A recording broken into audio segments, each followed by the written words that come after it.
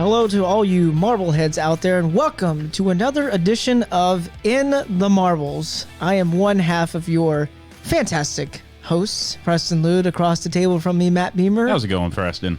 Thank you so much for joining us here on the Unhinged Sports Network, or whatever podcast platform you may be on. We are thankful for your continued support. I didn't even know what to say at first. That's right, man. Sometimes you get all twisted up at the start. I'm just so excited that we've come so far. And the loyal listeners that just listen to us on all their other podcast platforms, but the new people of Unhinged, which is half of our fan base, which is half of our listeners right there. And we couldn't thank all of you enough for being a part of this. This is going to be a fun episode, man. This is going to be our season preview for the Formula One season, and looking forward to that. Got my notes, all 10 teams, all 20 drivers. Get ready. Yeah, it's going to be pretty exciting. Speaking of Formula One, I talked about, I think it was like a week or two ago, I mentioned that there were some rule changes, and I have to find the article about it. So when I find the article that gives you there was major rule changes coming up, I think.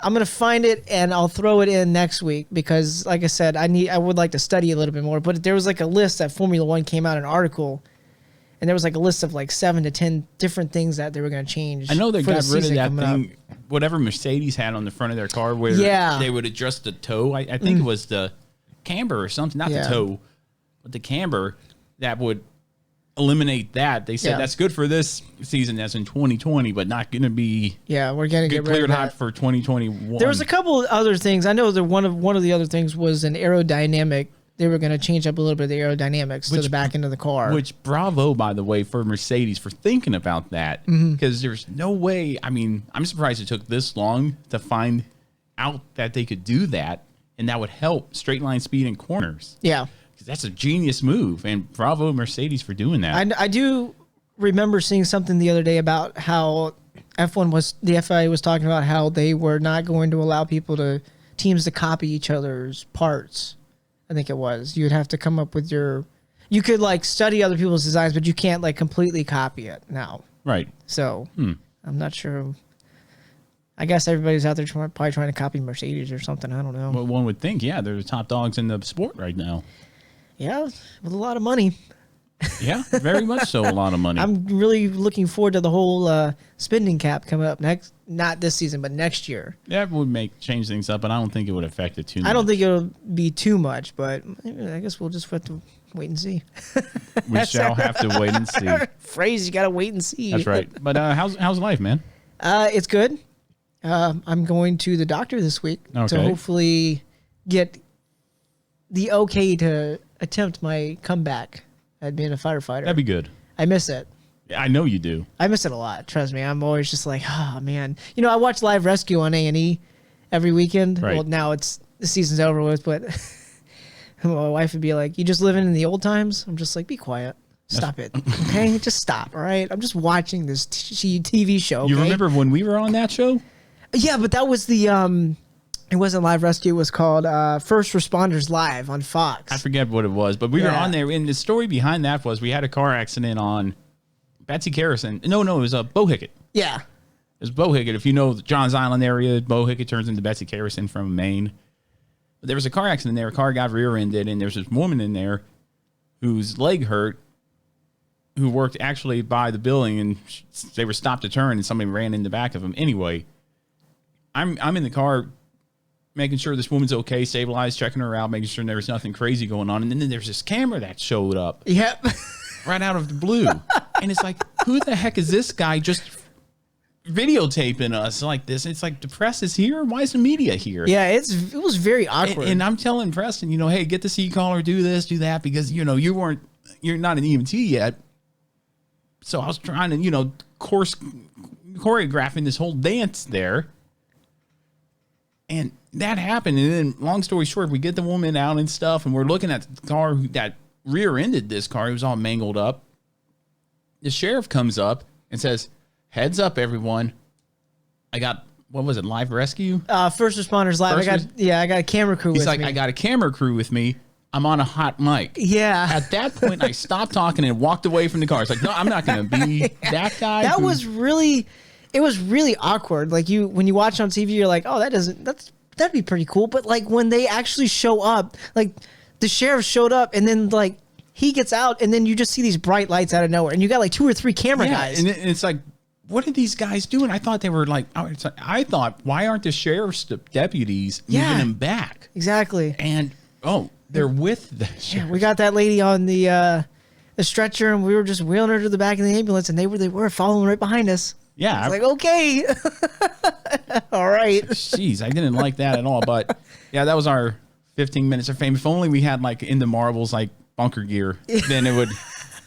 Have you ever seen the on Facebook that the guy that does the Fire Department Chronicles? Yeah. Yeah, he was on Live Rescue the other night. Okay. Yeah, he was riding around with the battalion chief, but he had this shirt that said Fire Department Chronicles on the back of it too. They allowed him to wear that. Bummer. Those are funny though. I like it when he green screens himself into episodes of the TV shows. Yeah, it's like that won't happen. Yeah, that never. That's like me when I'm watching them at home. I'm like, that doesn't happen. Yeah, well, that's the same way with war movies. Caroline says, I don't like watching war movies with you because then you just nitpick it. It's like, yeah, I'm gonna do that because that's not accurate. Yeah, that's not accurate at all. But we're glad you guys could join us. We are glad that you are here, whether you're on the Unhinged Sports Network or on your regular podcast platform. Thank you for taking the time to listen to our 70th episode. We didn't even mention that. 70th episode of In the Marbles. Very excited about today's episode. Very excited that we're a month away from on-track activity. Less than a month from Daytona. Yeah. Can't wait. Closing in. So, but first things first, as we always do on the show, we're going to go ahead and hit the news of auto racing. So let's get into it.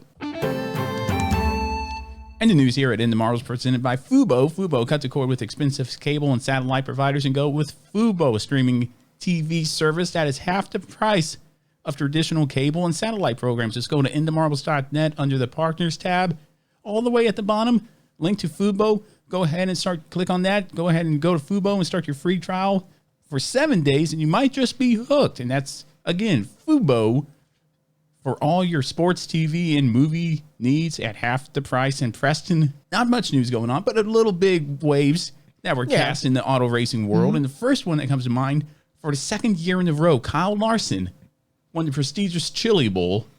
So congratulations to him. Yeah, I was hearing a lot of people talking. I saw on Twitter people were talking like, man, this thing's taking way too long. I don't know if it was just in between all the events that were going on or something, but people were making jokes about how long it was taking.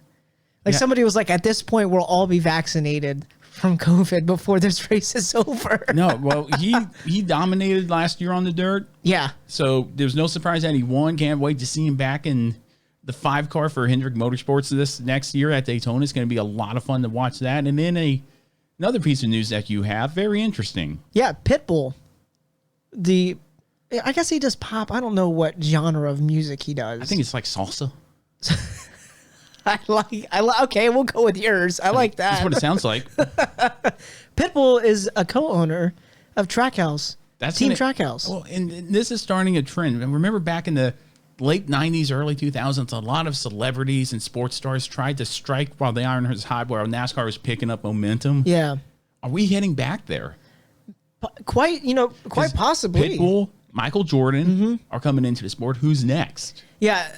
This right here, I think is like a precursor to maybe NASCAR might be on the trend of growing a little bit more again. Maybe we'll get, I mean, I'm not saying it's going to become like a lot of foreign people are going to be more interested in the sport, but I mean, having big names in the sport is a start. No, it really is. It really shows interest. And celebrities always show up to the races and stuff. So it's a lot of fun, but I think it will help Trackhouse with Daniel Suarez and that 99 car. It's going to be a lot of fun to watch all the new teams, But with Pitbull against Michael Jordan, who's going to win? Yeah, I think my money's on Michael Jordan. Okay, I think this is like I said, I think it's a good precursor. Maybe we are up on the up and up a little bit with NASCAR again. Maybe it will bring more people into the sport. Who knows? Yeah, just any chance you get to grow the sport and expand it and show people that this is a fun sport to watch. Yeah. But you got to be there. Watching it on TV is boring. I'll give you that. I'll give everybody that. But going to an event live, that's where it's at. Yeah, that's especially when you have like a whole weekend of it, which hopefully we will get back to that soon. I know that NASCAR had mentioned that they were going to do qualifying and practice at 8 tracks this year, but I don't remember what it was, but I don't know if that's going to be open to the public or not. And did I tell you that I was on Sirius XM? Wait, really? Yeah, I called in. Which show? The Morning Drive. Ah, okay, the Morning Drive. And what the deal was, they were talking about practice and qualifying. You miss it, you want it back, good, bad. And I called and said, yeah, I want to be on and talking to them about it. And it took 45 minutes to get on the call. Yeah, you have to wait. Yeah, you're on hold for like 45 minutes. And so I wanted to bring up some good points and bring up the point you made that Formula One, even with this pandemic, had all 3 practices, all 3 qualifying sessions, and the race. They did it all. Mm-hmm. They didn't change up one format. NASCAR changed everything up. Yeah. I don't know why, but I'm going back and doing it, and either they cut me off or I got cut off because I was you ever saying good point, and then the line's cut. What did you wait? So what did you say? I said I want to see practice come back because I think it would be better quality for the races on Sunday. Right. And if you get practices. If you get rid of qualifying, if you don't want to do single car qualifying, that's fine. But instead of 1 through 24 or this formula that you need a rocket science degree to understand, because I don't understand it. It's not fair. Put them all of the drivers in all 40 cars in the bingo ball, if there are 40 there, and have each team draw a number. And if Chase Elliott picks 38th, he starts 38th. It should be like that. I think it should be like that. You know, you want to get rid of qualifying? Fine. Bingo ball stuff. No more of this every driver up front every time.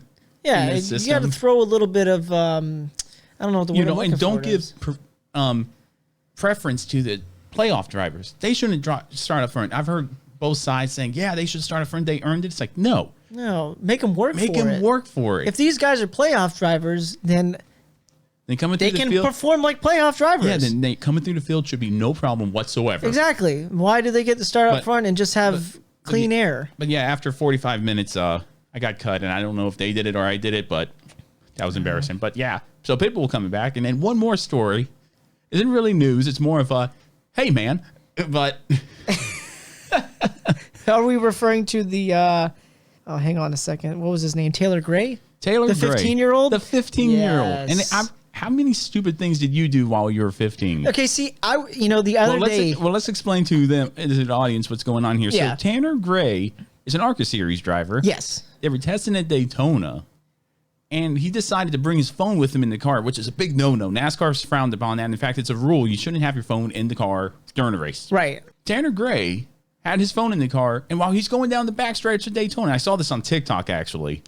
While he's going down the backstretch of Daytona, there's the view from the driver's side window, and then here's a selfie of him. Yeah, while he's driving. He goes back and forth, and that's it. It's a quick little 10, 15-second video. But I guess that got leaked. I guess you said it was originally on Snapchat. Mm-hmm. But then it went to TikTok, I guess, because, oh boy, what's going to happen to Tanner Gray? And like I said, we all have done stupid stuff at 15. Heck, I'm almost 35, almost 20 years older than that. I still do stupid stuff. Right. But what were you going to say before I... Well, I was... so when I saw this story come out the other day, I had thought about it too, because I had read it, and I was like, they mentioned that, this Sports Yahoo was the article that I saw, and it read that the he's undoubtedly learned lessons at this point. And I'm thinking to myself, yeah, when I was 15, we all did things that we thought were cool. Like, he probably thought it was, hey, this is pretty cool. I'm going to send it to all my friends on Snapchat. Look at me. I'm driving a race car at Daytona, and I'm going to send it to this girl, Brittany, who doesn't really notice me, but right now she'll notice me because I'm driving a race car at Daytona. I thought about that too. I was like, he's got to be impressing somebody. It's got to be a girl. At 15, you do anything to impress a girl. Yeah, and so that's what I was thinking. I was like, there's no way this guy would have just put it on his story of Snapchat. And I'm thinking, who ratted him out then?